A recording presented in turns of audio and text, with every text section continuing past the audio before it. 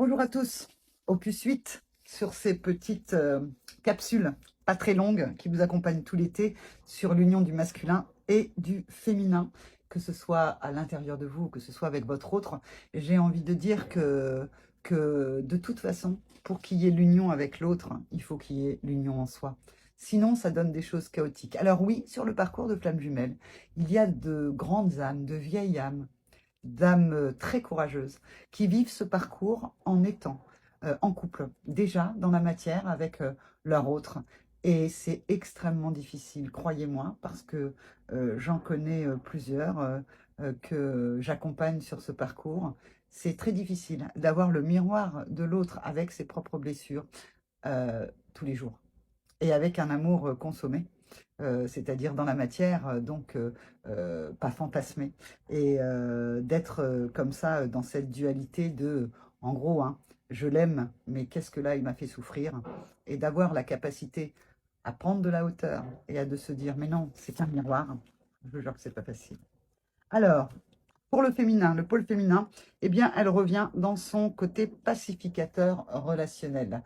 On avait dans l'opus 7, là nous sommes dans l'opus 8, eh bien, je ne sais plus, l'éclosion, je crois, l'éclosion. Donc, elle peut revenir dans son rôle de pacificateur relationnel.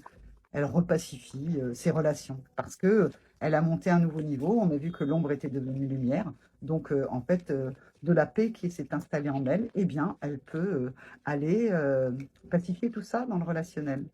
Alors, le pôle masculin, oups, l'initié derrière le masque. Alors, qu'est-ce que ça peut vouloir dire que l'initié derrière le masque? Pour le masculin, ce que je ressens là, moi, c'est que il est dans quelque chose d'initiatique. Il y a quelque chose qui doit aller regarder derrière le masque. Pas forcément le masque qu'il se met, peut-être, de temps en temps, mais moi je vois plutôt derrière quelque chose qui est encore masqué pour lui et où il est en train d'entreprendre un chemin en lui-même, également avec les extérieurs, avec quelque chose qu'il doit découvrir. Il est initié à quelque chose de nouveau. Parce que le masque, on voit, il a les yeux grands ouverts en termes de communication. On voit qu'il a un diamant au niveau du troisième œil. Peut-être que le masculin, plus pragmatique, peut-être que le pôle féminin, eh bien, se connecte à sa spiritualité. Il regarde derrière le masque. Il commence tout doucement à être initié. Alors, un petit truc en plus, hein, eh bien, je vais prendre mon joli ouvrage, Anne-Sophie Picard, L'Union des flammes jumelles, aux éditions Kiwi. Et on va les regarder, je ne sais plus du tout comment ça s'appelle. On prend une page au hasard, je vais le faire devant vous, hop, et je vais vous lire ce qu'il y a et qu'est-ce que ça va être comme conseil. Le détachement serein vers l'acceptation de la séparation.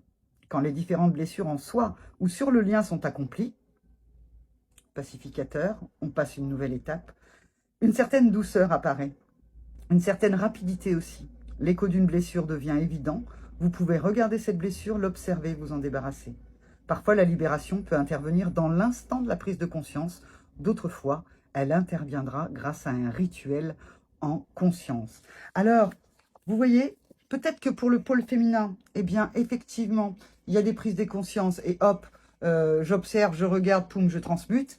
Et puis, le masculin, il se rend compte peut-être qu'il a besoin de faire des rituels. Peut-être que les deux, parce qu'il y a les plumes assez chamaniques, peut-être que les deux font des rituels. Peut-être que ça se passe plus au niveau du mental et du troisième œil pour l'un. Je ne sais pas. Mais en tout cas, il y a de l'ordre de comme ça. Je ressens dans cet opus 8 qu'il y a quelque chose de l'ordre de la transmutation assez rapide et pour le pôle féminin et pour le pôle masculin. Voilà, c'était la petite rigolade, galéjade, je ne sais pas. Peut-être qu'il y a certains d'entre vous qui sont à Marseille, là. Eh bien, en fait, j'embrasse tous les Marseillais et je vous dis à bientôt, vendredi prochain, pour l'opus 9.